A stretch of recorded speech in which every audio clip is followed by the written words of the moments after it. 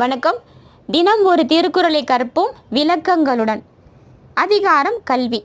யார் எப்பொழுதுமே நல்வழியில் நடந்து கொள்வாங்க? வாங்க பார்க்கலாம்.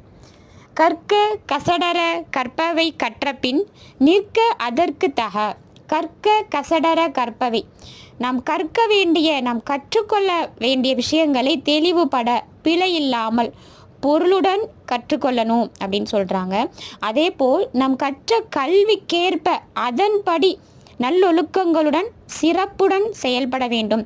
அப்படிப்பட்ட கல்விதான் சிறந்த கல்வி. அப்படிப்பட்டவர்கள் மட்டும்தான் எப்பொழுதும் நல்வழியில் நடந்து கொள்வார்கள் அப்படின்னு சொல்கிறாங்க நம்முடைய வள்ளுவர்.